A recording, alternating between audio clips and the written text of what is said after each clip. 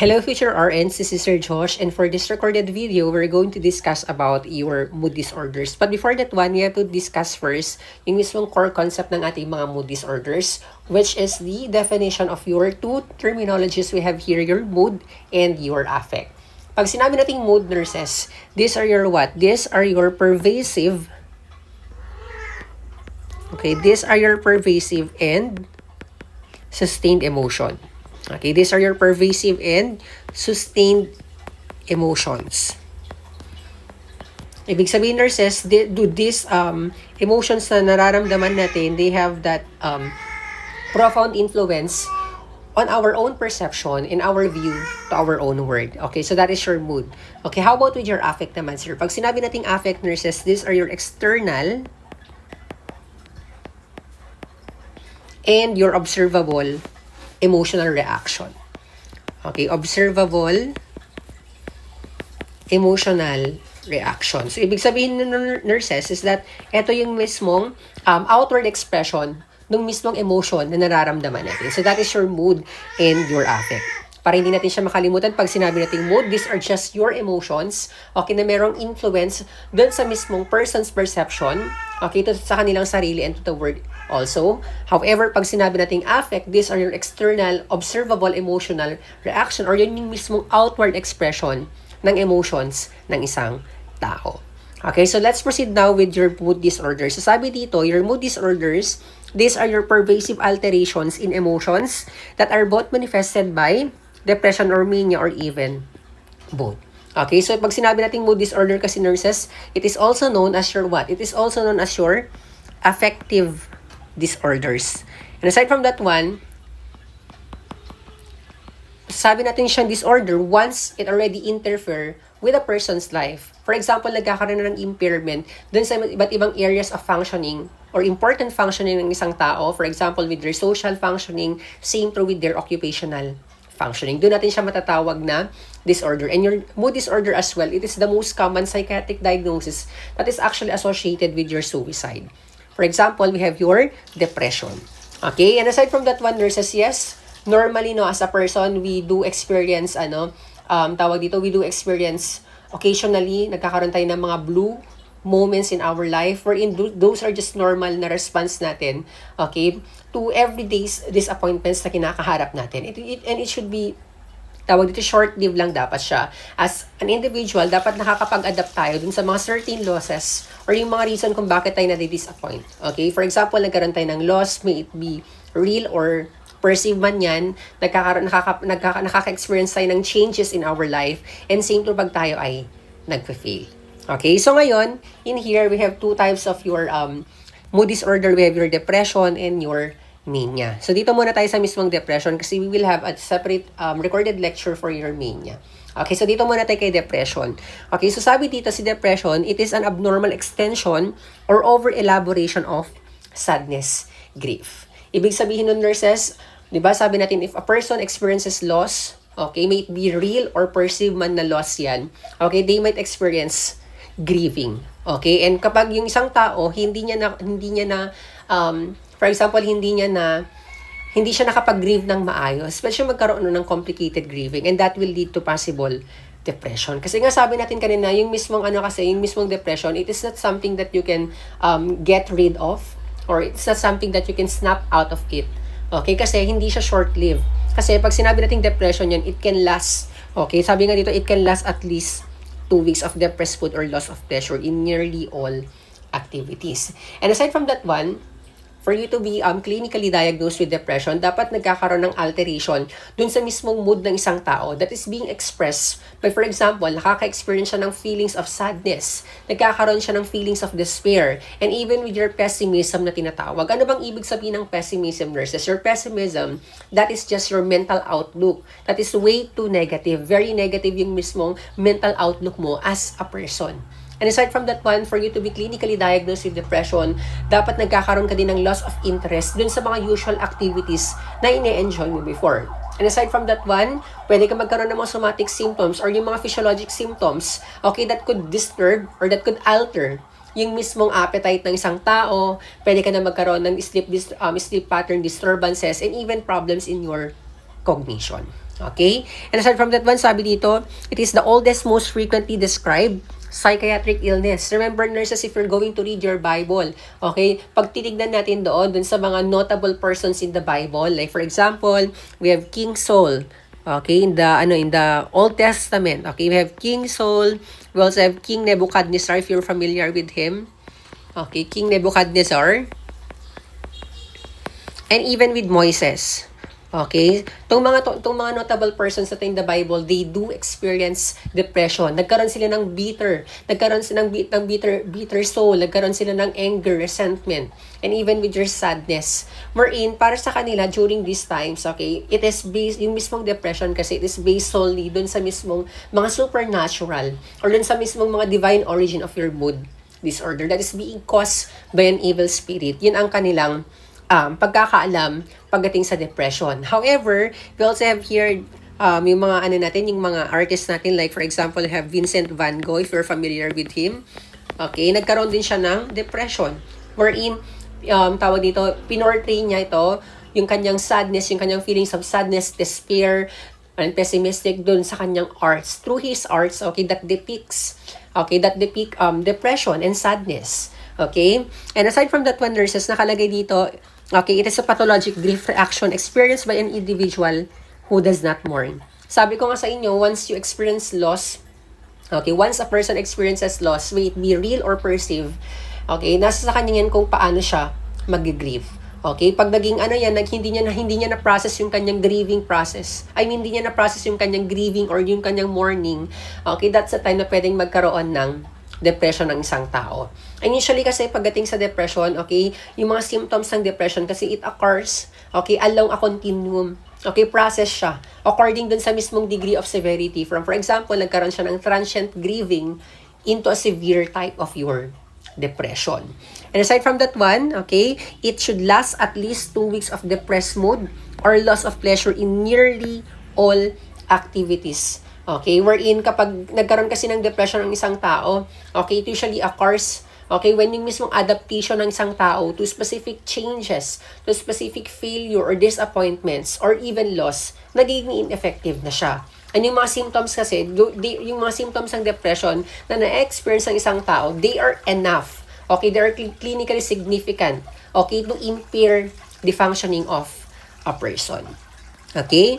And then, aside from that one, para masabi natin siyang disorder, it impairs your activities of daily living. Nagkakos siya ng significant distress or even with your impairment dun sa mismong social. Okay? Dun sabi nga natin kanina, dun sa mismong areas of important functioning. May it be in their social and with their occupational areas of functioning. Okay? So, what is the hallmark sign of your depression? We have here your anhedonia. Ano bang ibig sabihin ng anhedonia? This is your lack of pleasure. Okay? It is markedly diminished yung mismong interest ng isang tao or pleasure in all activities. And aside from that one, what is the defense mechanism na very common na ginagamit ng mga tao na mayroong depression? We have your introjection. Why? Ano bang ibig sabihin ng introjection? Your introjection, nurses, that is just your anger turned inward. Okay? Like for example, sabi natin kanina, yung isang tao naka-experience siya ng loss. Okay? Naka-experience yung isang tao ng loss. May it be a perceived one or a real loss. Ngayon, pag ang isang tao nagkaroon ng loss, okay, makakaramdam siya ng what? Makakaramdam siya ng helplessness. Okay? And aside from that one, pwede siya magkaroon ng fear of abandonment. Ngayon, yung isang tao, yung mismong anger ng isang tao towards that loss, hindi siya na-express outward, but instead, it turns against oneself, leading to what? Leading to self-blame, and possible na bumaba yung mismong self-worth ng isang tao. That's why, nagkaroon ng loss ang isang tao, nakakaramdam siya ng helplessness, nakakaramdam siya ng fear of abandonment, yung mismong hostility, or yung mismong anger about that specific loss, pwede siyang mag-cause ng what? Pwede siyang mag-cause ng guilt. Okay? Excessive guilt. Okay? Pwede siyang mag-guilty and pakiramdam niya ay worthless siya. Okay? Or yun yung tinatawag natin na self-reproach. Ngayon, pag hindi siya na-express ng mabuti, hindi siya na-express outward, okay, wala siyang outlet outward, hindi siya nailalabas, pwede siya magkaroon ng what? Yung mismong hostility na yan, magiging internalized siya. Okay? It will going to turn inward, towards that ego, towards your self. Kaya nga, ano ulit ang ating defense mechanism? We have your introjection, and that will eventually lead to depression. Okay, so that is your depression natin. So ngayon, ano ba yung mga etiology natin? Okay, ano ba yung mga usual causes? Okay, kung bakit ang isang tao pwedeng magkaroon ng depression. Although yung mismong known kasi, okay, or yung mismong known cause, is not entirely known. Okay? Kumbaga, marami po tayong mga multiple causations. For example, marami tayong mga, there is no single attributable cause that is linked to depression, but rather, there are multiple factors, okay, that combine to lead to this specific mental illness. Okay? So, we have here, number 1, we have your cognitive, we have your biologic and your psychodynamic. Pagdating sa cognitive, okay, yung isang tao na merong depression, they do have that negative and pessimistic. Okay, they're very negative and they're very pessimistic. And usually, since pessimistic, sabi natin kanina, that is your mental outlook, that's way too negative. Okay, yung mga tao na merong depression, they tend to what? They tend to ruminate. Okay, ano bang ibig sabihin ng ruminate or rumination? Okay, they have that repeatedly, they do repeatedly going over to that same thought. Okay, pakiramdam nila, okay, they will always feel this bad at that at that specific time na nakakaranas sila ng depression, and pakiramdam nila things won't get any better. Okay, that's your rumination. And aside from that one, when it comes to your biologic, okay, etiology, we have here your genetic predisposition, and we also have here your neurochemical predisposition. Imbalances, I should say. When it comes to your genetic predisposition, mataas, okay, ang isang risk ng isang tao na magkaroon ng depression if meron silang history ng depression, particularly kapag first degree relatives or very sila. Okay? First degree relatives sila dun sa mismong family members na nagkaroon ng history of depression. So, yung isang tao na yan, okay, that specific family member, mataas yung chance niya or yung mismong risk niya magkaroon ng depression. And aside from that one, we also have here your neurochemical imbalances. Sabi natin, di ba, nurses, kapag ang isang tao merong depression, they have a very low level of what? They have a very low level of your norepinephrine and your serotonin. And aside from that one, nurses, mataas po ang kanilang level of their MAO. Ano ba si MAO? This is your enzyme, okay, that destroys neurotransmitter. Ano bang ibig sabihin ng MAO? That is your monoamine oxidase. So, enzyme siya na sumisira ng ating mga neurotransmitter, particularly your norepinephrine and your serotonin, which is evident na mababa itong level ng mga neurotransmitters na to sa mga patient na merong depression. And then next naman here, pagdating sa ating mga psychodynamic causes, okay, yung isang tao, nagkaroon siya ng unresolved conflict. For example, yung mismong client natin na nagkaroon ng depression, they do experience mga debilitating life experiences in the past. For example, they experiences abuse, may it be sexual, may it be emotional, or even with your physical abuse. Nagkaroon sila ng more early life trauma. Wherein, with those kind of life experiences na experience nila in the past, it can actually distort yung mismong way of thinking nila about themselves, okay, about dun sa mismong word, and even with their future. That's why makikita natin sa mga depressed na client natin, they have that very negative traits and expectations to themselves, to the world, and to the future. Okay, sabi nga ni Sigmund Freud, meron siyang tinatawag na term na melancholia or whatsoever, or your melancholy in general. Okay, it occurs, okay, nagkakaroon ng melancholia ang isang tao kapag nagkaroon siya ng what? Nagkaroon siya ng loss of a love object. Okay, nagkaroon siya ng loss of a love object. For example, nagkaroon siya ng death. Okay, yung mismong loved one sila is namatay, or for example, nagkaroon sila ng rejection. Okay, they are being rejected emotionally. Okay, and of course, nagkaroon ng abstraction dun sa mismong value ng kanilang love object. Ang nangyayari ngayon, okay, when it comes to your melancholy, yung mismong rage, yung mismong anger, it is internally directed to them. Okay, like for example, naghiwalay kayo ng, naghiwalay kayo ng jowa mo, ng boyfriend mo, ng girlfriend mo. What will happen is that, since nawala yung mismong, partner mo, what will happen is that yung mismong galit mo, it will turn directed to you. Like for example, pag nagkaroon ka kasi ng loss, meron kang ambivalent feeling eh. Okay, when we're in that ambivalence dun sa mismong love relationships na meron ka, yung mismong loss na yan, pag nawala mo yung taong minamahal mo, it will be incorporated dun sa sarili mo or dun sa mismong ego mo. And that hostile part ng ambivalence na yan, ano bang ibig sabihin ulit ng ambivalence? That is your two opposing feelings. Okay, yung mismong hostile part ng ambivalence na yan, that will turn inwards against the ego or to yourself. That's why, nagkakaroon ka ng interjection, nagkakaroon ka ng anger, turn inward. That is your depression already. Okay? So these are your etiology or yung mga iba't ibang factors that could attribute, okay, or that could contribute to the development of your depression. Okay, so aside from that one, we also have here your factors. You have your exogenous and your endogenous factors. Pag sinabi natin exogenous factors, these are just your external or your outside factors. Like for example, sabi nga natin kanina, due to loss. Okay, may it be real or perceived. Nagkaroon ka ng self-reproach. Ano bang ibig sabihin ng self-reproach, nurses? Yun yung mismong harsh criticism of yourself.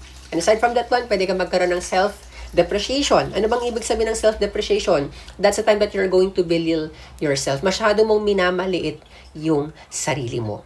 However, pag sinabi natin mga endogenous factors naman, these are just your internal and inside factors. Like for example, nagkaroon ng neurochemical imbalances, okay, bumaba yung mismong level ng ating serotonin and your norepinephrine. Okay, so let's proceed now with the different types, okay, subtypes of your depression. Although maraming types ng depression, pero ang nilagay ko lang dito is yung mga very common. Okay, we have here your major depressive disorder, and we also have here your dysthymic disorder. Okay, so let's start first with your major depressive disorder, si MDD natin, nurses. So si MDD natin, nurses, okay, this type of your depression, it is the severe, okay, ito yung pinaka-severe type of depression, and it lasts, okay, and lasts at least, naglalast siya for at least 2 weeks. And pag sinabi natin MDD yan, very severe ang case ng pasyente natin, it may warrant what? Kailangan niyang mo-hospitalize. Okay, it warrants hospitalization. And aside from that one, para mo consider po natin siya, nurses, as MDD, okay, or yung severe depression, dapat wala po siyang history of any manic behavior. Okay, wala po siyang any history of your manic behavior according yan kay DSM-5 natin. And aside from that one, yung mismong MDD or yung mismong depression ng client natin, it is not attributely caused by what? By use of your substance. Okay, nagkaroon siya ng substance abuse, gumamit siya ng mga alcohol or mga drugs or whatsoever that could cause your depression. Okay, and aside from that one, hindi dapat siya dahil sa mga general medical condition. Okay, so para ma-consider natin siya as your MDD or your major depressive disorder, dapat wala siyang history of your manic behavior and dapat hindi siya dahil sa paggamit ng mga substances natin or even with your general medical condition. And aside from that one, nurses, your MDD kasi, it is specified, okay, according to what? Okay, naka-specified siya according to, number 1, nagkaroon siya ng single episode. And then next one, recurrent yung kanyang depression. Pag sinabi nating single episode, nurses, ito yung pinaka-first encounter ng client natin or ito yung pinaka-first time niya na naramdaman niya na meron siyang major depressive episode. Pag sinabi naman nating recurrent, nurses, is that meron na siyang history of your previous major depressive episodes. Okay? So, how about with your dysthymic disorder or your dysthymia naman, sir? Pag sinabi nating dysthymia, this is the less severe form of your depression. Okay? Less severe siya, but it can last for at least 2 years or more. That's why yung mismong dysthymic disorder natin is it is a chronically depressed mood. Okay? And aside from that one, when it comes to its manifestations, okay, similar lang siya with your MDD, but it is somewhat milder lang siya compared kay MDD. Okay? Milder than your MDD. And aside from that one, dapat yung client natin na nagkakaroon ng dysthymic disorder, para ma-consider natin siya as a dysthymic disorder, dapat walang evidence of psychotic symptoms. Okay, alam niyo naman ang ibig sabihin ng mga psychotic symptoms natin. Like for example, mga delusions, hallucinations, and your illusions. Dapat wala siyang ganun so that we could consider it as a dysthymic disorder. And aside from that one, since less severe po ang ating dysthymia, okay, it does not warrant, or it may not warrant hospitalization. Okay, so these are the 2 subtypes of your depression. You have your MDD and your dysthymic disorder. disorder. Okay, so let's proceed now with your assessment according to your DSM-5 criteria natin. Okay, at least 5 of the set criteria for a minimum of 2 weeks. Okay, so dapat dito, itong mga criteria natin dapat ma-meet niya at least 5 of this criteria natin with a span of at least minimum of 2 weeks dapat. Okay, so we have here your number 1, letter S for your sadness. Ano pa? Loss of interest. Kakaroon siya ng worthlessness or excessive or inappropriate guilt. Pwede siya magkaroon ng psychomotor disturbances. We have here your diminished ability to concentrate or indecisiveness. Okay, and possible, pwede siya magkaroon ng mga somatic or mga physiologic manifestations. And then lastly, we have to consider your substance abuse as well, as what we have mentioned already. Okay, so start mo tayo with your sadness. Sabi natin, ang mga patient natin na mayroong depression, okay, they do experience, okay, makikita natin sa kanila, they are very withdrawn.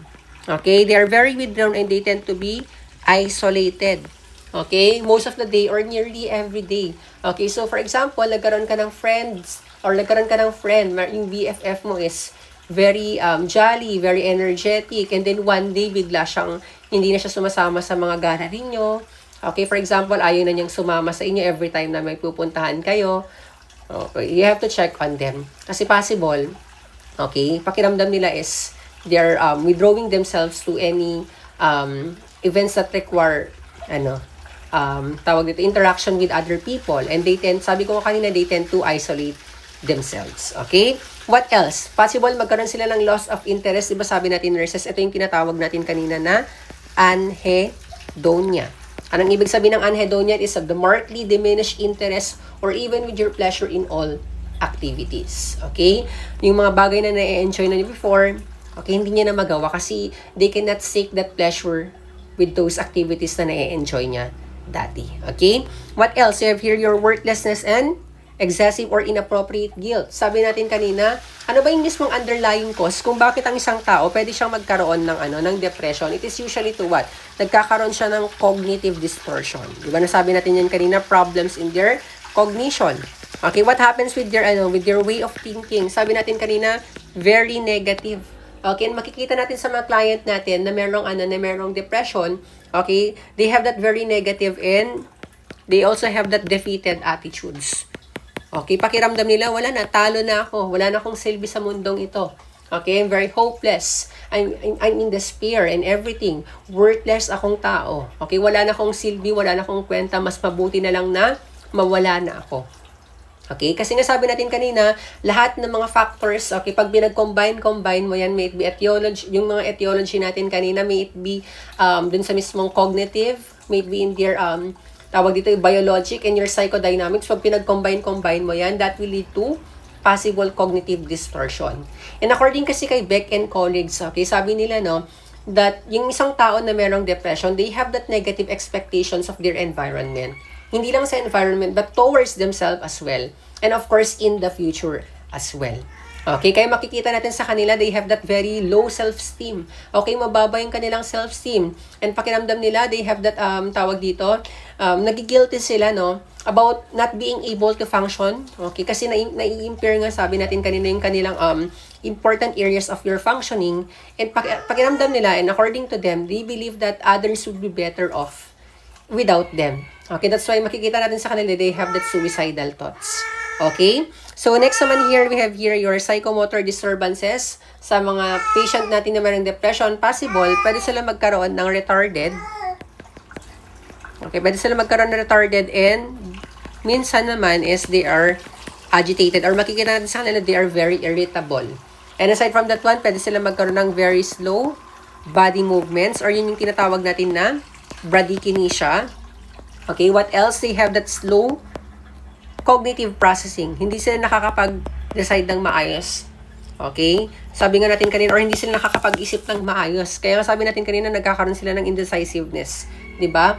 And aside from that one, okay, if you're going to talk to them, they have a very slow verbal interaction. Minsan, wala silang energy na makipag-interact with other people. They don't have that energy to talk with other people. Okay? And makikita natin, sabi natin kanina, possible, hindi lang naman retarded yung kanyang body movements, but Sabi natin, pwedeng maging agitated yung kanilang body movements, pwedeng mag-increase yung kanilang body movements, and even with their thoughts. Okay, so yun yung tinatawag natin ng mga psychomotor disturbances. What else? We also have here your diminished ability to concentrate, or nagkakaroon sila ng indecisiveness. Kasi para sa kanila, nurses, since ang isang tao na merong depression, what happens is that nai-impair yung kanilang judgment. Okay, nagkakaroon ng impaired judgment. And pag na-impair ang judgment ng isang tao, they can't use their cognitive abilities to solve problems and even make decisions for their own. And it is due to what? Extreme apathy. Okay, nagkakaroon sila ng apathy and very negative na belief. That's why nai-impair yung kanilang judgment. Okay, so what else? We also have here your somatic manifestations. Sabi natin dito, we have your appetite disturbance, we have your sleep disturbance, your fatigue or less of energy, and your recurrent thoughts of death. Okay, when it comes to your appetite disturbance, it's either ang isang tao na merong depression, pwede siyang mag-suffer ng or maka-experience ng weight loss. Okay, pwede siyang maka-experience ng weight loss or pwede siyang maka-experience ng weight gain. And yung mismong weight loss, this is the most common, no? Okay, na tawag dito somatic manifestation or appetite disturbances ng isang tao na merong depression. How about naman with your weight gain, sir? Mas common siya sa mga young people. Okay? And usually, you have to consider pag ang client natin, na-assess natin na meron silang appetite disturbances. For example, nagkaroon siya ng weight loss. Okay? We have to assess whether yung mismong client natin is meron silang dietary dietary regimen, okay, na sinusunod, okay, or possible, meron silang, nag-gain sila ng weight, okay, so that, ma-assess natin kung yung mismong pagkakaroon ba nila ng weight loss or weight gain is due to depression. And as long na nagkaroon ng change, okay, of more than at least 5% ng kanilang body weight, may it be gain or loss, okay, in a month. Okay, what else? You also have here your sleep disturbances sa mga client natin na mayroong depression. Okay, pakiramdam nila, they do not deserve to sleep. Okay, so, possible, magkaroon sila ng, sleep disturbances. So, meron tayong iba't ibang types ng insomnia dito. We have here your initial insomnia. What else? You also have here your remedial insomnia. And then, lastly, we have your terminal insomnia. Pag sinabi natin, nurses, na initial insomnia, ito yung mismong inability ng isang tao na mayroong depression, okay? And they can't, hindi sila nakakatulog, okay, agad-agad, okay? They are unable to sleep, okay? Kahit they wait for at least an hour bago sila talagang makatulog. Okay, dun sa mismong deep sleep na tinatawag natin. How about with your remedial insomnia naman, okay? They can be easily awakened. Okay, mabilis lang silang magising kahit konting stimuli yan. Mabilis lang silang magising. How about with your terminal insomnia naman? Pag sinabi naman terminal insomnia in nurses, okay, they wake up, okay, in wee hours or maybe in the morning, for example, sa madaling araw, nagigising sila para umihi, and then, hindi na sila nakakatulog pabalik. Or hindi na sila nakakatulog agad-agad. Okay, so that is your initial insomnia. Okay, they are unable to sleep. Pag sinabi natin remedial, okay, they easily awaken, so mabilis lang silang magising. And we have here your terminal insomnia. Okay, they wake up in wee hours of morning and unable to go back to sleep. Okay, so next naman here, we have your fatigue or less of energy. Sabi nga natin kanina, since yung client natin is nagkaroon ng neurochemical imbalances, particularly with your norepinephrine, na siyang nagpa-fire up, okay, na siyang nagcha-charge ng mismong mga katawan natin. Since mababa yun sa kanila, of course, pwede sila magkaroon ng anergia. Okay, very mababa yung kanilang energy. And then, lastly, we have your recurrent thoughts of death. Okay, they have that recurrent suicidal ideation. Okay, without any, possible kasi, it's either they have that passive or they have that active suicidal ideation. Okay? Although kahit magkaroon sila ng recurrent na mga thoughts of death, okay? But kung wala man silang plano, okay, to do that one, then that's yung tinatawag natin na passive suicidal ideation. And usually naman, pag sinabi natin active yan, okay, they already had suicide attempts in the past or they have a specific plan for committing suicide in the future. And, pag sinabi kasi natin pag sinabi natin recurrent thoughts of death, it's not just about that fear of them dying. Okay? What else? We also have here, consider your substance abuse. Sabi nga natin kanina, okay, yung mismong cause ng depression na it should not attribute to the physiological effects of a substance abuse or even with your medical condition. Like for example, yung client natin is meron siyang alcoholism. Okay? So it should not be associated dun sa mismong intoxication ng client natin sa alcohol or even with your withdrawal sa mismong specific substance na yan. And usually kasi meron tayong mga medications, no, that could have a direct effect dun sa mismong central nervous system natin. Like for example, nandyan yung mga anxiolytics natin, nandyan yung mga anticonvulsants, and even with your neuroleptics, wherein this type of medications, they could cause or they can cause disturbances dun sa mismong mood ng isang tao. Okay, how about with your mga medical conditions? Dapat we have to assess also kung baka mamayong mismong cause ng depression ng isang tao is due to their medical condition. Ano ba yung mga medical condition na yan, sir, that are attributed to the development of your depression? For example, meron siyang systemic lupus erythematosus or your SLE, ano pa, meron siyang mga cardiovascular disorders, yung mga infections, and even with your mga metabolic disorders natin. Okay, so you have to consider that one. Okay, so what are the different interventions here? Okay, for your client na merong depression. So, number one, we have here of course, our priority here is your safety. Okay, we have to provide for the client's safety. Kasi remember, in psychiatric aspect natin, or in psychiatric practice natin, okay, yung tinatawag natin na suicide, sorry for this term, if you are being triggered, you're, hindi naman kayo obliged to watch yung mismong video natin all throughout. If you're being triggered by our discussion, then you can freely stop, okay, watching this one.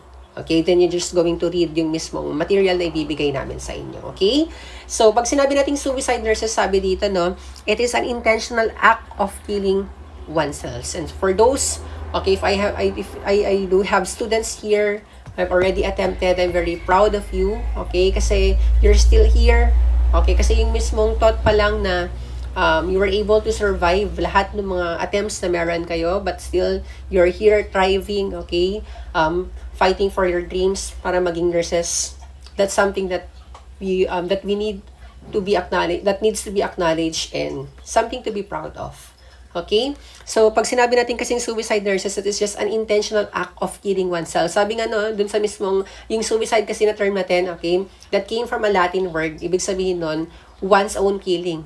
Okay? Ibig sabihin nun, it is yung mismong irrational act no, associated with mental illness. Kasi sabi natin kanina, hindi lang naman usually tawag dito yung mismong depression ang associated with your suicide, but also with other mental illnesses. Like for example, with your schizophrenia and even with your bipolar disorders or yung mismong mania na tinatawag natin. But very common kasi sa depression. Okay? And aside from that one, it is never a random act. Okay? Whether yung mismong suicide kasi, okay, whether they are being committed impulsively or after yung mga painstaking consideration, they do have that ambivalent feeling kasi whether is it time for them to take their own lives or not. And yun yung mismong pinaka-painful part kapag right every attempt ng isang tao and then na-realize na hindi pa pala siya ready. Yun yung pinaka-masakit na part. Okay? Kasi, yung mismong suicide kasi natin, it's just not a random act. Sabi natin kasi both has a message and a purpose. Okay? And aside from that one, sabi dito, there's a purpose or reason for suicide is to escape. Okay? Kasi yung mismong client natin, no, na merong mga suicidal ideations, okay? Ang kanilang iniisip kasi, yun yung mismong pinaka-last resort nila to get away or to even end yung mismong intolerable situation na ina-experience nila. Okay? For example, they experiences crisis, nagkaroon sila ng difficulty dun sa kanilang relationship. Okay? Ano pa ba? They want to escape with a terminal illness na they're suffering with. Okay? Ayaw na nilang maging burden sa ibang tao. And of course, yung mismo, for example, nagkaroon siya ng crisis. And resolving yung mismong crisis na yun is already unattainable for them. Or possible din, nagkaroon siya ng problem dun sa kanilang family. Okay? And that's why, yung isang tao na yan, ang last resort niya talaga is to take their own lives. Okay? Kaya sabi natin noong suicide, okay, people who have suicidal ideations, they're contemplating it whether they're going to do it or not. Okay? Kasi they have that ambivalent and they have that conflict feelings about the desire to die. Okay? So what are the suicidal cues and clues na meron tayo. So, ito yung mga tinatawag natin na mga suicidal gestures. Itong mga gestures na to, there are cry for help. Okay? Ito yung mga ano natin. This is just, tawag dito, a manifestation, or this is just a sign that they badly needed help. Okay? So, we have here, okay, last will and treatment. What else? They give away valuables. Okay? They have that conflict resolution. Okay? Or else, meron silang mga letters or emails, or in the social media, they tend to post cryptic messages or something that is pertaining to taking their own lives. Okay, what else? They have that indirect statements and possessions of things that are potentially harmful for them. Okay, so mag-start muna tayo with your last will and treatment. Okay, so dito, sinasabi natin kanina, ano ba yung pinaka-key element, okay, ng mga tao na merong depression or yung mga tao na merong suicidal ideation? You have your hopelessness. Okay, yun mismong ano natin, yun yung mismong key element kung bakit sila magpapakamatay. Okay? And that client is unable to see, okay, yung kanilang sarili sa future or yung mismong sarili nila in the future. Okay? Kasi that's why, as nurses, it's our responsibility, no? Okay, to never ignore, okay, to never ignores any hint, okay, of your suicidal ideation, regardless kung ito man ay trivial or alam natin agad yung mismong message or yung mismong purpose or yung mismong statement that's pertaining to suicide, or minsan indirect statements yung gagamitin nila. So, that's very subtle, and it seems that yung mismong client's intent natin or yung mismong emotional status natin, hindi natin siya ma-determine agad-agad. Okay, so important na dito na dapat hindi natin ini-ignore lahat ng mga suicidal cues and clues or yung mga gestures ng isang client natin regarding with your suicidal ideations or yung mismong suicide itself. Okay? Aside from that one, they do give away valuables. Okay? Yung mga prized possessions nila, for example, yung kanilang laptop, yung kanilang mga valuable mga bagay, yung mga valuables nila, okay, that is very important for them, that is essential for them, pinapamigay nila yan. Like for example, yung kapatid mo na na hindi naman siya ganun ka tawag dito. Ano bang tawag natin doon? Hindi naman siya ganun mapagbigay. Like for example, binigay niya lahat ng kanyang mga gadgets sa'yo. For example, or nagbigay siya ng mga ari-arian. So those are the things that you have to tawag dito na dapat hindi natin siya ini-ignore. Lalo kapag yung client natin is, sabi nga natin kanina, bigla siyang naging withdrawn, bigla siyang naging isolated, and then they're going to give away their valuables. Okay? What else? Meron silang tinatawag na conflict resolution. Pakiramdam nila, okay, ito yung pinakalas.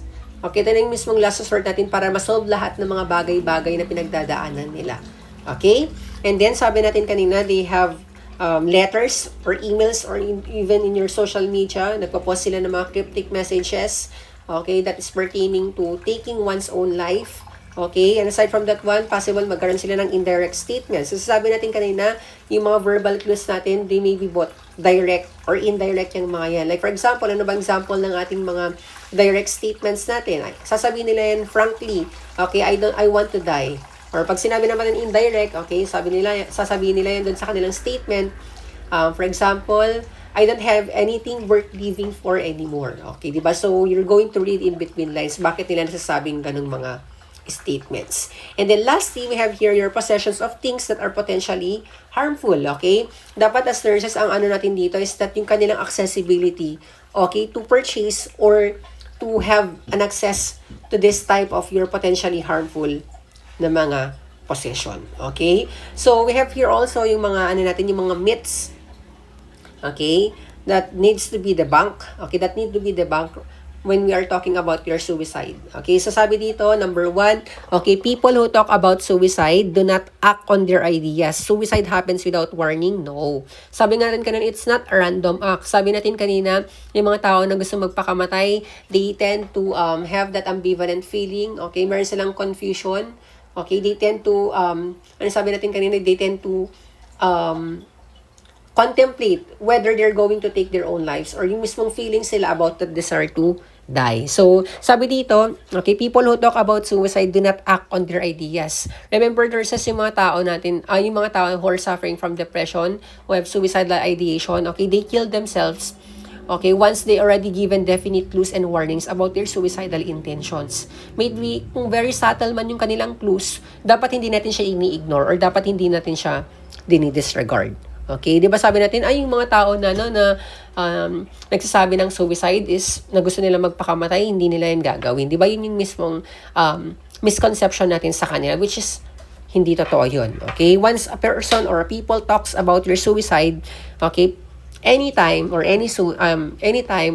tawag dito, the soonest pwede nilang gawin 'yan. Okay, once they've already given yung mga definite clues and warnings about their suicidal intentions. And then next here, you cannot stop a suicidal person. He or she is fully intent on dying. Okay, so sabi ko nga kanina, most suicidal people are very ambivalent about their feelings regarding kung gusto pa nila mabuhay or gusto nila mamatay. Kumbaga, most are usually gambling with death. 'Di ba? And nakikita nila ito, okay, as a cry for someone to save them. Okay? What else? Once a person is suicidal, he or she is suicidal forever? Hindi po. Pwede kasing mag-fluctuate yung mismong ideation ng isang tao na magpakamatay over time or time-bounded or time-limited. Pwedeng mag-fluctuate yan. Okay? Wherein with this, kapag nagkaroon sila ng gano'n, ng ideation to kill themselves, okay, we have to provide adequate support and resources para sa kanila so that yung mismong suicidal person na yun, they could still go on, okay, with their normal life. Okay? What else? We also have here, your improvement after severe depression means that the suicidal risk is over. Hindi po, okay? Yung mismong cases natin ng suicide, okay, it occurs within about 3 months after the beginning of improvement. Okay? Wherein yung for example, yung isang tao natin na manage natin yung kanyang depression, okay, through your psychopharma. 'Di ba? Kailangan mong maghintay yan kasi once na yung mismong depression na yan, it already abates. That's already an impending sign, okay, na possible yung client natin is gagawin na yung mismong suicide. Di ba? Anong tawag natin to? Very paradoxical siya. Yes, gumaling ka nga. Okay, na-improve yung mismong mood mo, yung mismong depressed mood mo. But, since nagkaroon ka na ng enough energy to do that one, kasi yung mismong yung mismong suicidal ideation natin, it does not go away instantly kapag nag-abate na yung mismong depression ng isang tao. Okay, nandun pa rin yung mismong thought. That's why we have to check on them. Okay, once na sinabi nila na nag-improve sila, because that individual already had that energy to carry out their suicidal intentions. Okay? What else? Well, so if your suicide is inherited or it runs in families, okay, it's not inherited. Okay, it's an individual matter and can actually be prevented naman po. However, pag yung mismong nagkaroon ng suicide, okay, yung mismong suicide by a close family member increases yung mismong risk, okay, ng isang tao or ng isang family members to do that also. Okay? What else? All suicidal individuals are mentally ill and suicide is the act of psychotic person. Definitely not. Okay? Although majority of people who attempt suicide are extremely unhappy or they are clinically depressed. But it's not necessarily na they are psychotic or mga baliw. Okay? They are merely unable at that point in time to see an alternative solution. So what they consider an unbearable problem. So pakiramdam nila, yun na yung mismong di ba sabi natin kanina, nagkakaroon sila ng distortion dun sa kanilang cognition. Okay, distorted yung kanilang way ng pag-isip, very negative, very pessimistic. Okay, that's why ang akala nila, it's already the end for them. So, last resort, suicide. Okay? And then next naman here, suicidal thoughts and attempts should be considered manipulative or attention-seeking behavior and should not be taken seriously. Hindi po. Kasi sabi natin kanina, may it be very subtle man yan, or talagang makikita natin trivial yung mismong tawag dito, yung mismong way of themselves expressing na gusto nilang magpakamatay or they already have that thoughts or that desire to die. Okay, we have to check on them. Kasi lahat kasi ng mga suicidal behavior, kailangan kasi na magkaroon tayo ng iba't ibang approach. Depende dun sa mismong gravity or yung mismong severity. Okay, or dun sa mismong potential act that is in their own mind. Okay? And yung mismong attention should be given to the possibility na yung isang individual is issuing a cry for help. Okay? And then next here, people usually take their own lives by overdosing on drugs. Hindi po. Okay, sabi natin kanina, or we're going to discuss it later on yung mismong means natin or yung mismong lethality, okay, na pwedeng gawin ng isang tao who have that desire to die. Okay, it depends kung for example, kung high lethal man yan or low lethal risk man yan. Like for example, pag yung mga low lethal risk, okay, ito yung mga overdosing of your drugs. However, pag sinabi nating high lethal, yung talagang instant mamamatay talagang isang tao is that yung mga gunshot, Okay, mga gunshot wounds for example. Okay, nagkaroon siya ng possession ng mga firearms, ano pa, anything that could actually result to instant death. Okay? What else? We also have here, if an individual has attempted suicide, he or she will not do it again. Hindi po. Okay, once ang isang tao, okay, who experienced your depression and have already your suicidal ideation, they have at least one previous attempt bago sila talagang tuluyan na magpapakamatay. Okay? Kasi sabi natin kanina, they have that ambivalent feeling, they have that conflicting feelings, okay, about their desire to die. Kasi they are going to contemplate yan kung gagawin ba nila or hindi. Okay? And then next here, suicide always happens in an impulsive moment. It's never a random act. Okay? People often contemplate or imagine or pwede sila magplan ng strategies, okay, tawag dito, kung talagang gusto na nilang magpakamatay. Okay, the importance of in-depth exploration and even with our assessment as a nurses can't be overstated. Hindi lang dapat tayo magre-rely dun sa kanilang mga statements or dun sa kanilang mga desire, okay, or dun sa kanilang ganon. Kasi possible, baka mamaya is magkaroon tayo ng maling akala. Okay, nakala natin, okay na siya, nakala natin ganito. Okay? And lastly, we have here, young children age 5 to 12 cannot be suicidal. Okay? No, hindi po. At least 30 to 35 children annually, no, under the age of 12, they take their own lives, and not all of them are considered the clinically depressed. So, it can occur at any ages. Okay? May it be sa mga bata, okay, sa mga middle ages, and with our elders. Okay? So, those are your myths, okay, when it comes to your suicide. Okay? So, next naman tayo here with your, when it comes to the age and gender ng mga client natin who have high risk of doing this act, okay? Of course, we have here your adolescents, sa mga elderly natin, okay? Usually, at ang mga adolescents and your elderly kasi, they are identified as a high-risk groups, okay? For those who are, tawag dito, or planning, okay? Or who have already that suicidal ideation. Sa mga adolescents kasi nurses, okay? Since alam niyo naman to, when it comes to our developmental stages, okay, they do have that identity crisis. No, and there are a lot of risk factors that could attribute parang isang adolescent magkaroon siya ng depression and even with your suicidal ideation. Like for example, they do engage themselves sa mga impulsive and mga high-risk behaviors since peer pressure yan. Okay, di ba? Ano pa, pwede sila magkaroon ng mga untreated mood disorders. They do not have that enough support. Okay, they do lack support, okay, from their families, for example.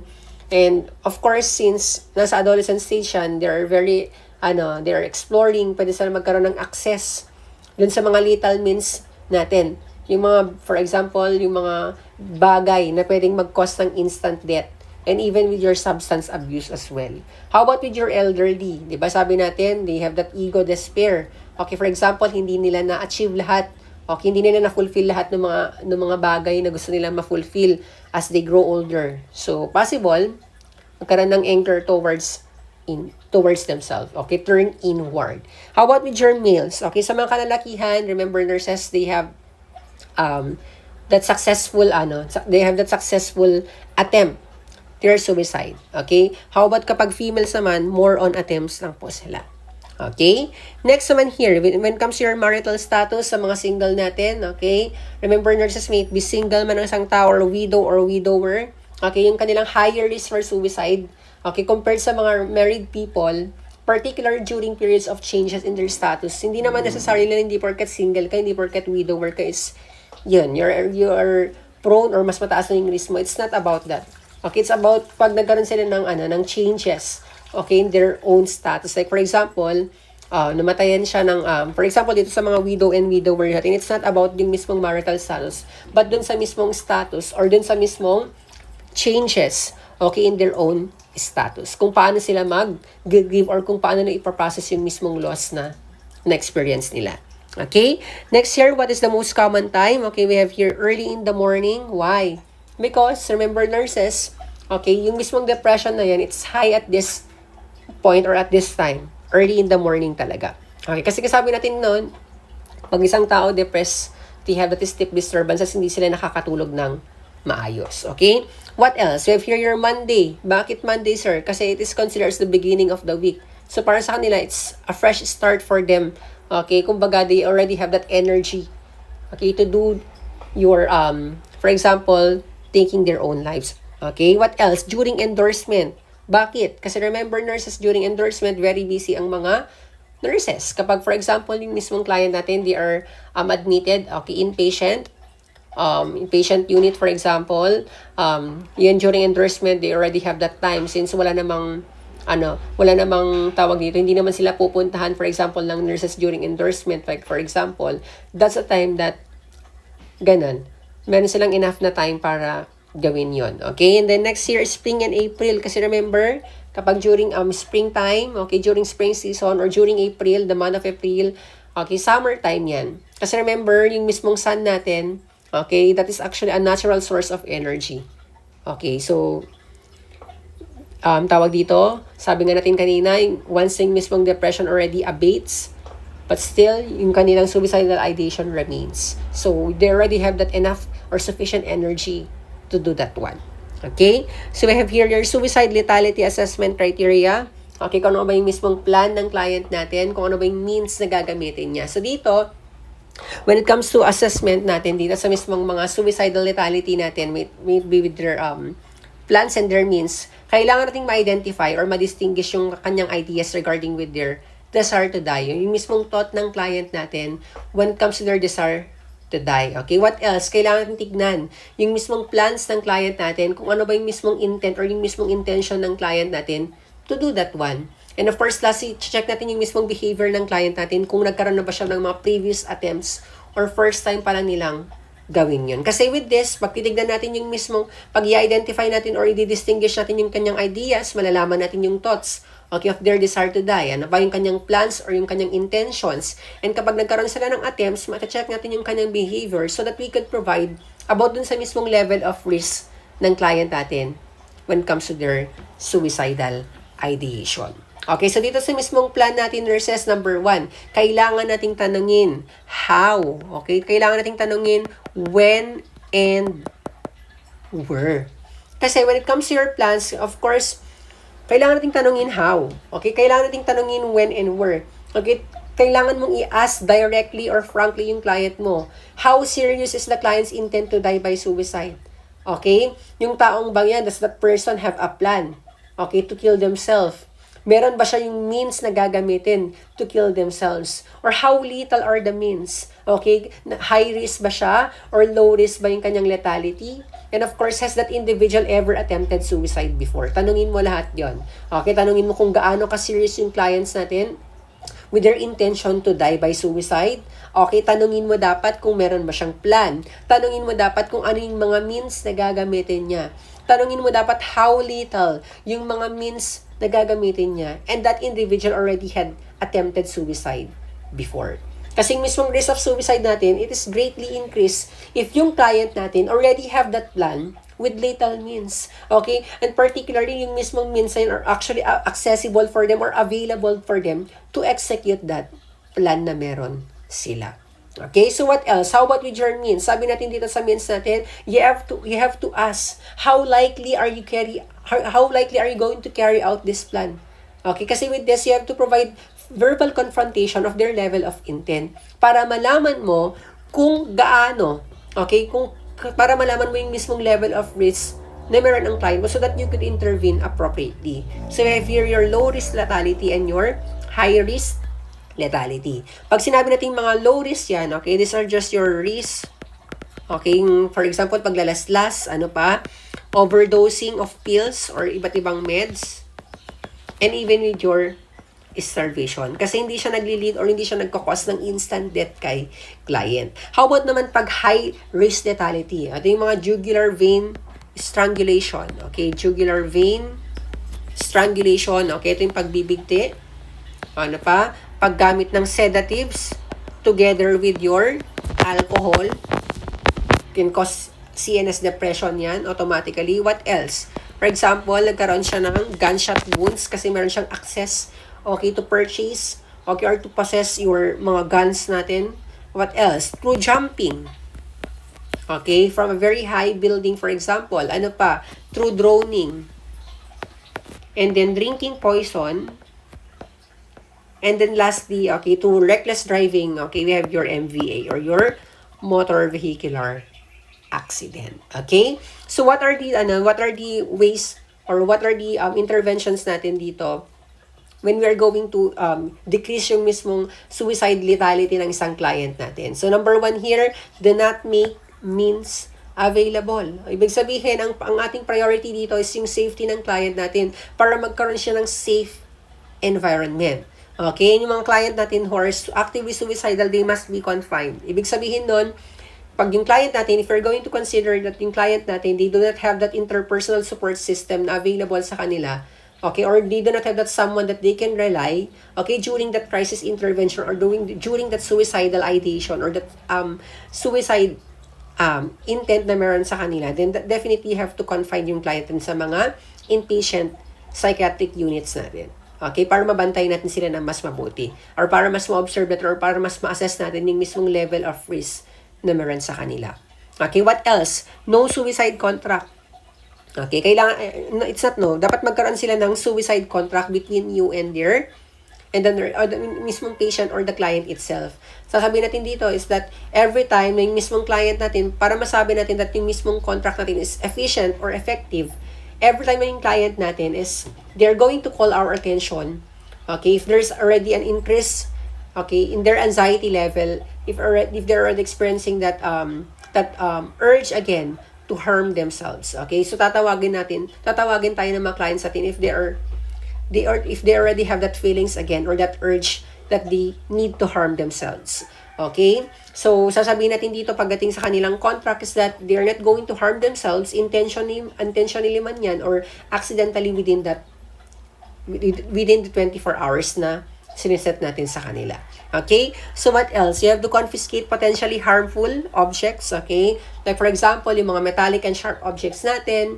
Okay? Yung mga belts natin, yung mga ties, okay, mga glass items, and even your alcohol, kailangan nating sinusupervise yung mga yan closely during meals and medication administration. Okay, so as nurses, dapat nagpa-perform kasi tayo ng room inspection, okay, from time to time, every time na i-visit natin yung mga clients natin. And then next year, we have here your close observation. Dapat nagkakaroon tayo ng one-on-one nursing monitoring sa kanila. And kapag low lethality, yung kanilang risk is that you have to monitor them for every 15 minutes. How about pag high lethality yan? Dapat, it should be what? It should be constant.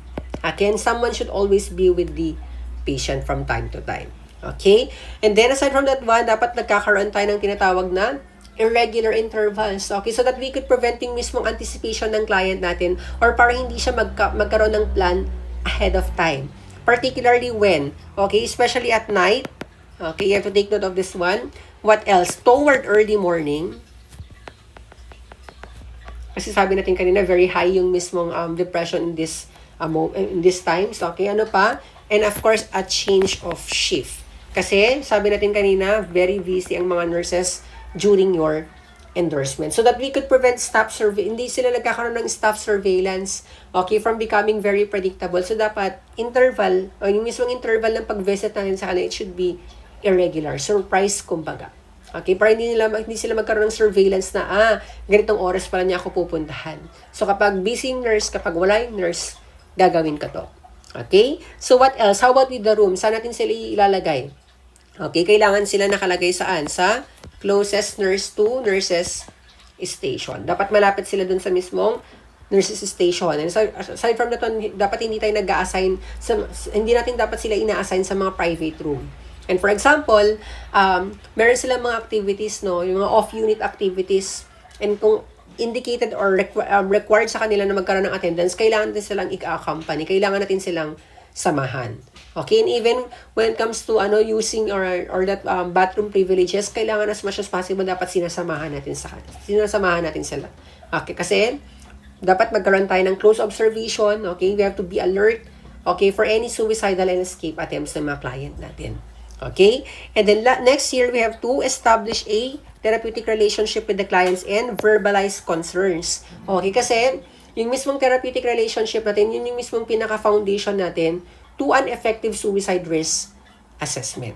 Okay? So, what else? We have here your kind fairness na tinatawag natin. Ano naman ang ibig sabihin ng kind fairness na yan, sir? Ibig sabihin, dapat as nurses, we have to accept the client. Okay, dapat i-accept natin yung mismong mga depressed client natin. Dapat hindi tayo nagkakaroon ng judgment towards themselves kung bakit sila nade-depress. And aside from that one, when comes your kind fairness, dapat nagkakaroon tayo ng mothering role. Okay, mothering role, okay, dapat we have to offer ourselves and we have to motivate yung mismong mga clients natin. And aside from that one, you have to encourage them to perform something kasi sabi natin kanina, they do not have that energy to do something. Okay, kahit mga basic or mga ano natin, mga activities natin in daily living, okay? We have to show our clients, okay, how to perform those activities. Kumbaga magkaroon tayo ng simple, magkaroon tayo ng concrete demonstrations of these activities. Lalo na yung mismong client natin is having difficulty to do something.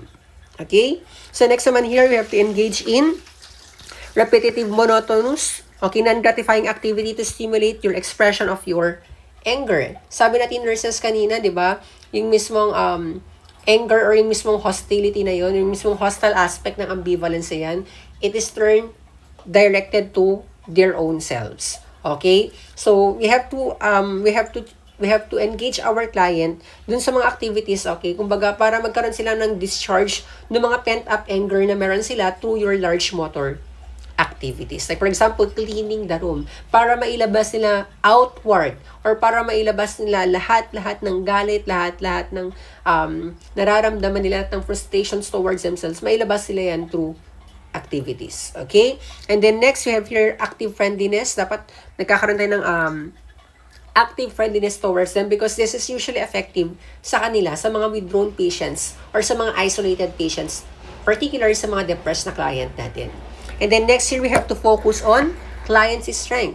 Okay, we have to acknowledge kung ano man yung mga accomplishment nila, okay, na nagagawa nila from time to time so that we could minimize yung kanilang failures. Okay? So we have to minimize yung mga failures na pwede nilang magawa kasi the more na tawag dito, napo-point out na nagkakaroon sila ng failure to do something, the more na mas nagkakaroon sila ng negative and pessimistic behavior. Okay? Our thoughts. And then next year, your client should not remain alone. Okay? Kailangan from time to time, dapat meron silang kasama. Okay? Particularly kapag actively suicidal yung client natin. And we have to walk and pace with the client. And ibig sabihin ng nurses is that, tawag dito, through this type of activities, okay? Like for example, naglalakad sila or papalakarin natin yung client natin, okay? Para sa ganun, hindi lang siya nagluluklok or naglulugmok, I should say, okay, sa isang, for example, sa kanilang room, para sa ganun, mailabas niya lahat ng through this type of activities. Okay? What else? You have here your music therapy. Dapat, okay, as nurses, dapat we have to avoid some religious and love songs. Bakit? Kasi it increases yung mismong guilt na pwedeng maramdaman ng client. At sinasabi natin kanina, very inappropriate, very excessive yung guilt na nararamdaman ng mga clients natin. Okay, what else? We have here your gradual introduction to group therapy. Okay, so dito nurses, you have to remember that we have to promote attendance. Okay, we have to, we have to require yung mismong kanilang attendance in therapy group so that yung mismong client natin, pwede niyang ma-express yung kanyang anger, pwede niya may pent up lahat ng kanyang frustrations towards themselves with other people who are experiencing the same disorder or the same situation na meron sila. Okay? And we could offer simple methods of accomplishments. Like for example, yung client natin very withdrawn, very isolated, tapos bigla siyang nag-join ng group therapy or ng therapy groups or session natin. You have to acknowledge and you have to recognize that one. Okay? And then next year, we have to recognize accomplishment. Dapat nagkakaroon tayo ng positive reinforcement. Like for example, yung client mo na hindi naliligo, very disheveled, yung kanyang itsura, tapos biglang paglabas niya ng kanyang room, okay? Malinis na siya, maayos na yung kanyang buhok, nakasuot siya ng malinis na damit. Tapos sasabihin mo doon through your positive reinforcement, okay? Sasabihin mo doon is that, I see you have put in a clean dress, diba? And you comb your hair. Dapat ganun yung mismong statement na sinasabi natin kay client. Kasi that's actually a sense of fulfillment and accomplishment na meron silang nagawang tama para sa kanilang mga sarili. Okay?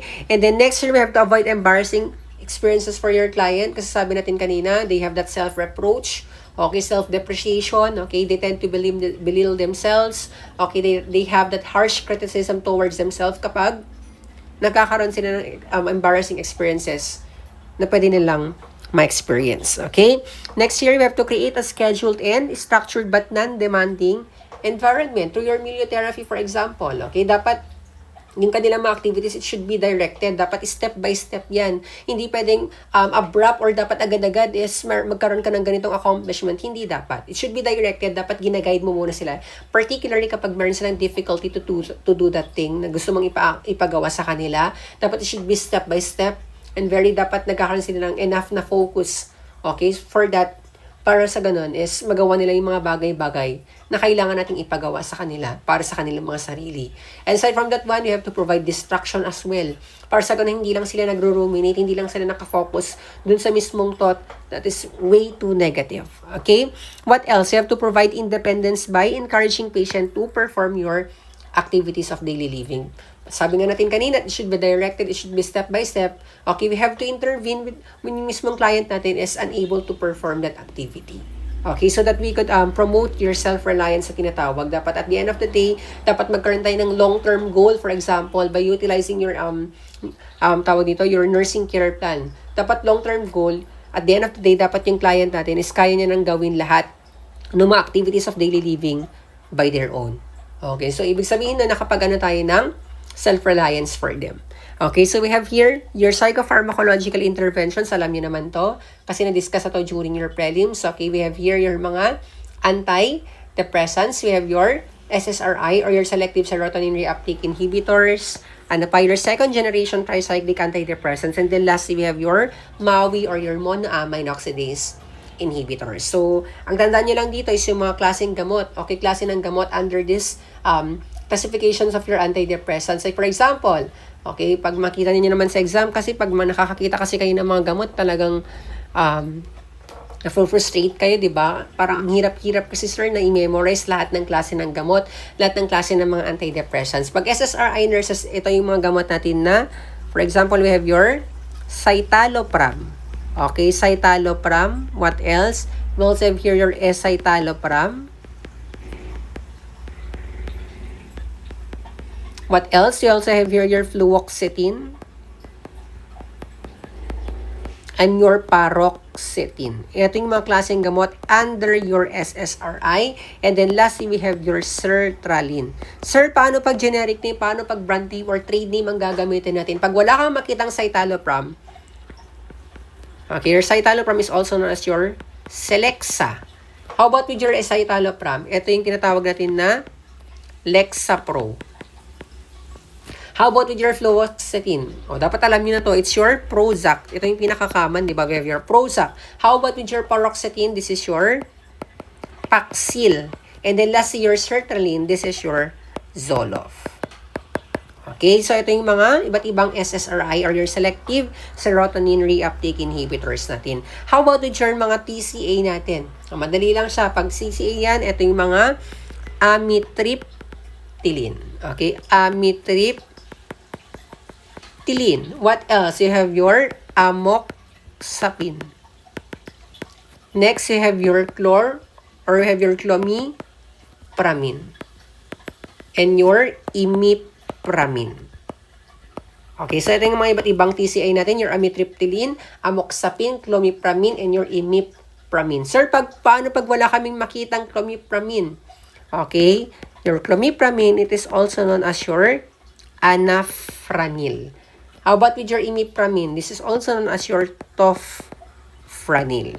Okay, so yan pa yung mga iba't ibang types ng ating tricyclic antidepressants. How about with your MAOI? Okay, very common yan. Sabi natin ano ang ating mnemonics dito. We have here your Panama. Taga saan si MAOI? Taga saan siya? Taga Panama. Okay, and then dagdagan mo lang ng M. Ano ba yung M na yan? Pag sinabi nating Panama, ito yung tinatawag natin na Parnate, Nardil, and your Marplan. Sir, paano pag hindi Parnate, Nardil, Marplan ang ginamit natin? Your Parnate, this is also known as your tranylcypromine. Okay, tranylcypromine. How about with your Nardil? Ito yung tinatawag natin na phenelzine. Okay, this is your phenelzine. How about with your Marplan? Ito naman yung tinatawag natin na isocarboxacid. Okay, yung Marplan natin, this is also known as your isocarboxacid. Nardil, phenelzine, parnate, tranil, cypromine. How about with your M? Your M, that stands for your MSAM. Anong ibig sabihin ng MSAM na yan? This is your selegiline transdermal system. Okay, transdermal system. Okay, so yan po yung mga iba't ibang types ng ating MAUI. We have your parnate, your nardil, Marplan, and your MSAM, or your selegiline transdermal system. Okay, so next naman tayo here, we have your ECT. Your ECT, this is your last resort. Kapag hindi gumana lahat ng SSRI as your first line of your antidepressant, hindi gumana again ang TCA, and hindi gumana ang ating monoamine oxidase inhibitors, ang ating last resort here, we have your electroconvulsive therapy or your ECT. Okay, so ngayon dito sa mismong ECT natin, it is a somatic therapy due to neurochemical and neurophysiologic effects. Ibig sabihin, we're going to have an induction of your grand mal seizure. Okay, we're going to induce a seizure kay client natin by application of your electrical current dun sa mismong brain natin.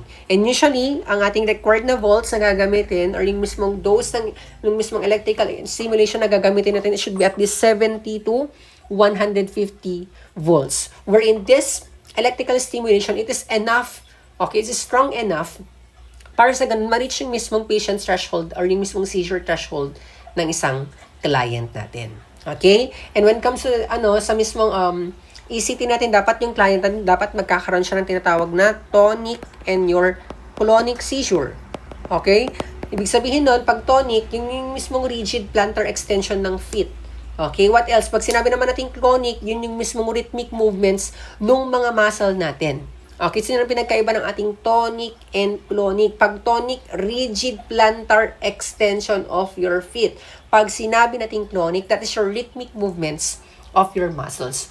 Although, sabi nga natin, hindi kasi natin siya nakikita when we're going to base only dun sa mismong seizure activity ng isang client natin. That's not always the best indicator. Dun sa mismong movements, pag nagkaroon siya ng tonic and clonic phase, hindi lang dapat yun yung mismong way natin so that we could assess na nagkaroon talaga siya ng grand mal seizure. Dapat, since yung ating client, okay, we're going to administer your muscle relaxant like your 6-phenylcholine kasi, yung mismong movements kasi ng client natin during this phase of your seizure, they are very minimal. So, anong pinaka-best indicator na yung mismong client natin nagkaroon ng seizure is that you're going to monitor yung mismong EEG ng client natin. Okay, you have to monitor yung mismong electroencephalography, EEG, I forget yung mismong, basta ganon. Okay, yung EEG kasi natin yung mismong parang ECG siya, but it's going to assess yung mismong electrical activity ng brain natin. Okay, so yun yung pinaka the best natin to assess if yung client natin nagkaroon siya ng seizure activity, not only with the movements, okay, ng ating client during your tonic and clonic phase kapag nag-seizure yung client natin. And usually, okay, pagdating sa mismong ECT natin, ang nire-require sa kanila, dapat magkaroon sila ng at least 6 to 12 treatments. Yun yung mismong pinaka-average ng natin. And for other clients naman, at least 20 session or treatments dapat. And yung mismong interval kasi pagdating sa ECT natin, it should be done every other day dapat, 3 times per week yan. And it can be done, okay, maybe in an outpatient man yan na unit or inpatient. Sa mga outpatient unit natin, yun yung mga client natin who are, tawag dito, less risk, yung kanilang suicidal ideation. Pag sinabi naman natin inpatient, yun yung mga nangangailangan ng close observation and care, or yung mga merong active na suicidal ideation.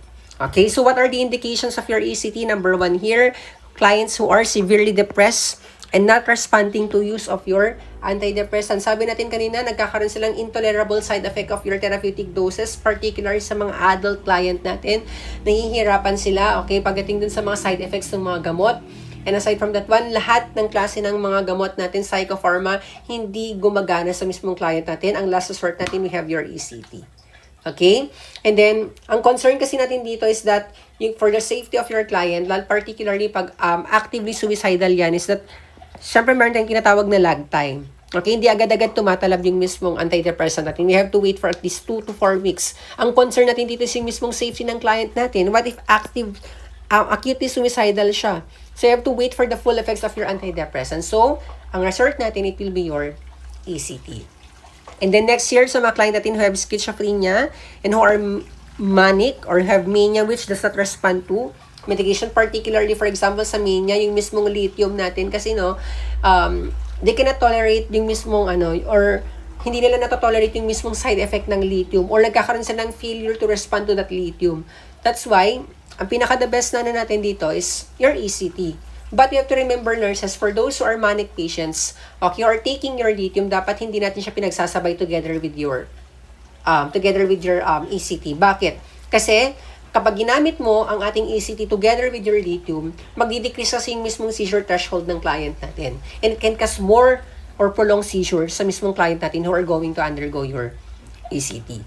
Okay? And aside from that one, yung mismong ECT kasi natin, it show high degree of efficacy for patients who are psychotic. Okay, so mga client natin na mayroong schizophrenia or mga mayroong psychotic features, and for those clients who are markedly agitated pagdating sa kanilang psychomotor aspect. Like for example, yung mga client natin who are manic. Okay? What else? You also have here contraindications, of course, although there are no absolute contraindications ng ating ECT, but we have to consider yung mismong higher risk ng ECT natin for its adverse effects sa mga iba't ibang clients natin. That's why, contraindicated po ang ating ECT for patients with pacemaker. Kasi ano ba ang ating pacemaker? Diba? Made out of metal yan dun sa mismong heart ng client natin. Yan, nilalagay. Okay, what else? Mga client natin have organic mental disorder. Like for example, meron siyang tumor, meron siyang aneurysm. So pag nag-perform siya ng ECT, possible, pwede ba siya mag-cause ng rupture dun sa mismong aneurysm ng client natin? Or pwedeng mas mag-cause ng problem dun sa mismong tumor ng client natin? Yes. Okay, what else? Pagdating sa mga patient natin na mayroong cardiac conditions, like for example, mga client natin who have hypertension, okay, who have MI, who have clients na mayroong CHF or your congestive heart failure na mga clients natin or any cardiac conditions. Kasi remember, pag nag-induce ka ng seizure sa client natin, usually ano bang nangyayari? Nagkakaroon ka ng tinatawag na initial vagal response. Okay, pwede ka magkaroon ng initial vagal response wherein, pag nagkaroon ka ng initial vagal response, that will lead to possible sinus bradycardia. Bababa yung mismong heart rate ng client natin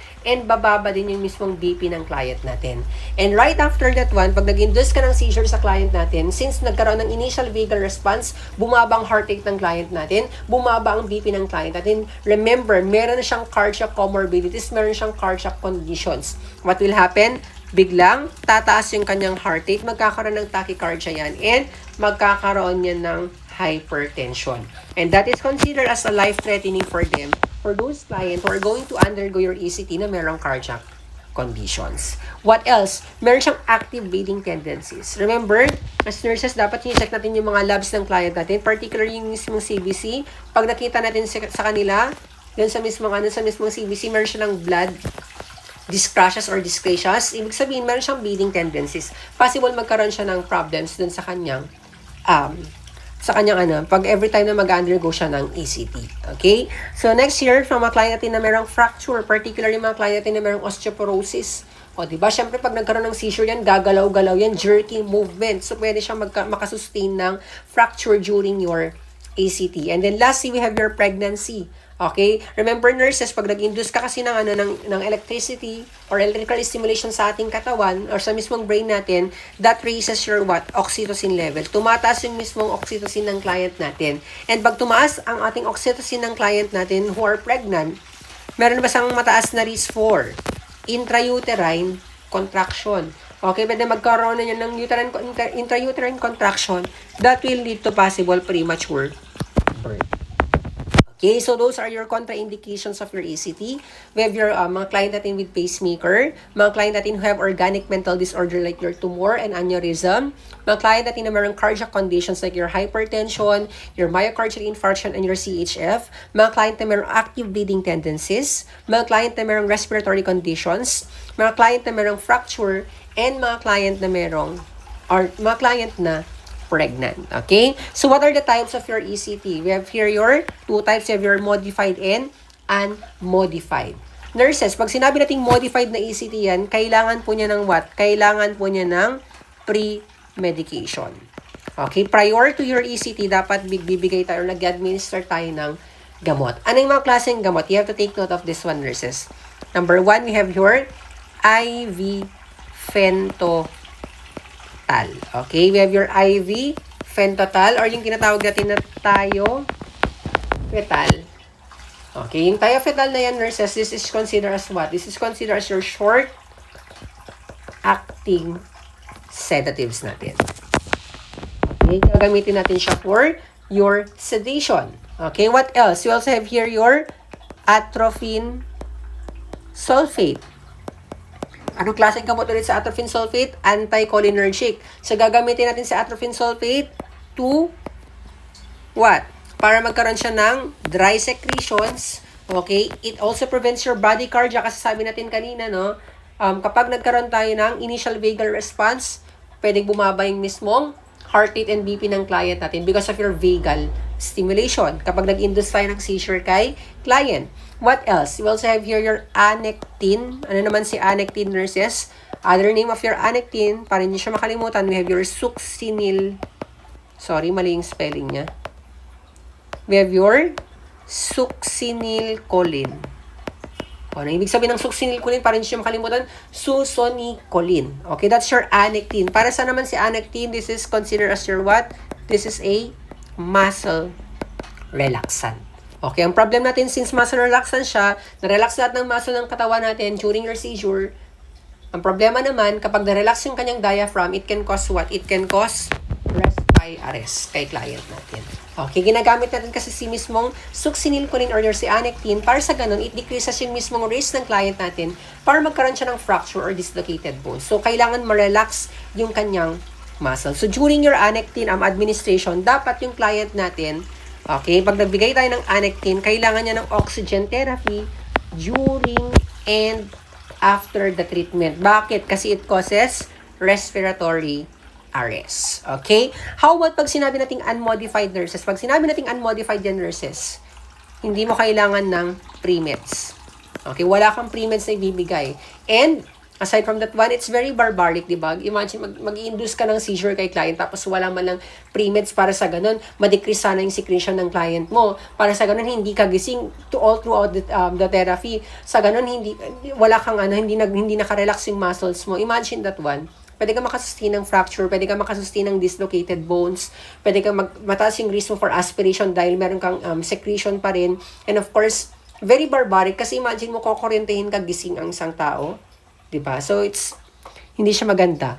Okay? That's why yung mismong ECT kasi natin, they are highly debated kung okay ba talaga itong treatment na to or hindi. Okay? But ngayon, although sa CBMC meron na po tayong ECT. Okay? Nagpa-perform pa tayo ng ECT, lalo sa mga client natin who are not responding enough, okay? Or hindi siya nagre-respond dun sa mga mismong mga gamot na binibigay sa kanila. Okay, so what are the different nursing responsibilities natin when we are going to assist our clients for your ECT? Of course, number 1, kailangan ng consent.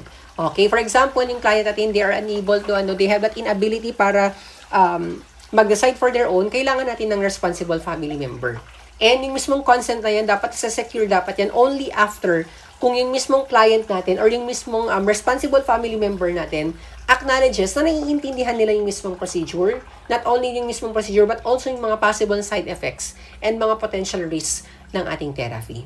Okay, that's the only time that we could secure our consent kapag na-acknowledge ng mismong client, na-acknowledge mismo ng ating bantay or ng mismong responsible family member, yung mismong understanding nila regarding with your ECT, okay, what else, yung mismong side effects and even with the potential risk na meron ang isang, na meron ang mismong therapy, which is your ECT.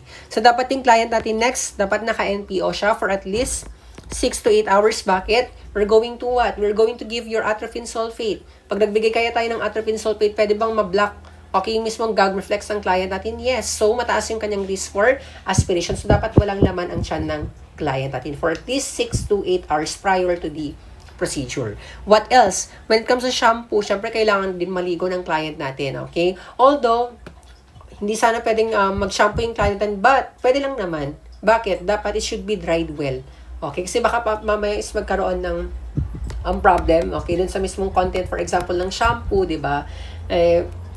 Pwede magkaroon ng problem dun sa magkaroon ng mag-interfere siya dun sa mismong result. Okay? When your client will going to undergo your ECT. And of course, dapat yung client natin hindi siya nagsi-shave. Okay, no shaving. Dapat tinatanggal natin yung dentures. Bakit? Since nabablock or nawawala yung mismong gag reflex ng client natin.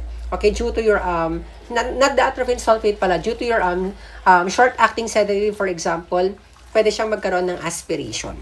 Okay, and then of course, we have to instruct them to wear your loose clothing, like for example, yung hospital gown, para sa ganun, pag nag-seizure yung client natin, at least, mas okay yung kanyang mobility, so hindi siya masyadong restrained, yung mismong client natin. Okay, what else? We have to check for your vital signs, okay, kasi this will serve as your baseline data. Okay, so that, pag nakita natin, for example, is, yung client natin, prior to the procedure, biglang tumaas yung BP. Di ba sabi natin kanina, hindi, contraindicated yung mga client natin na merong hypertension, okay, to undergo your ECT. So this will serve as your baseline data. Para sa ganun, prior, during, and after the treatment, at least makita natin kapag merong discrepancies dun sa kanyang vital signs. And then next year, you have to provide you have to instruct your client to void before the procedure para naman maging comfort yun para sa kanila. Okay? And then next, pag yung client natin nagkaroon ng tonic-clonic seizure, what are you going to do? You're going to remove yung mismong electrodes. And then sabi natin kanina, paano siya masasabi na effective kapag yung client natin nagkaroon siya ng seizure for at least 30 to 60 seconds. Okay, nagkaroon siya ng, sabi natin kanina, pagdating sa mismong tonic-clonic natin, ano bang ibig sabihin nun? Pag tonic, nagkaroon siya ng rigid plantar extension ng feet. Okay, nagkaroon siya ng rhythmic movements of the muscles. Okay, yun, during your clonic phase, ibig sabihin effective yung mismong therapy natin pag nagkaroon ng seizure yung client natin. And then right after your seizure, pag nagkaroon ng seizure yung client natin, we have to turn the client to side or lateral position to prevent your aspiration. What else? Kailangan natin mag-suction if needed kapag sobrang dami talaga ng ating sobrang dami talaga ng secretions ng client natin. Okay, that is being caused by your your seizure, for example, di ba? So, kailangan din mag-suction not only by turning our clients to lateral or side position. What else? You have to check your vital signs. Baseline data ulit yan. Kasi baka mamaya, right after the seizure, since nagbigay tayo ng anectin, remember your anectin kanina, nurses, it causes respiratory arrest. So, we could check if magkakaroon ng problem dun sa mismong respiratory rate or dun sa mismong breathing ng client natin. And then next, you have to allow your client to have a deep sleep for a while kasi talaga mapapagod yung mismong katawan natin. Ikaw ba naman, you're going to induce electrical stimulation to your brain. So, mapapagod yung mismong client natin. And upon waking up, yung client natin who undergo your ECT, automatic yan, disoriented yan. Nagkakaroon siya ng disorientation. So, ang gagawin natin as nurses, we have to reorient your client to time and place sa mismong client natin. And then, lastly, we have to, what? Kapag yung client natin, pwede siyang kumain as long na yung mismong gag reflex ng client natin has returned already. Okay, so that's it with our discussion with your mood disorder, particularly your depression.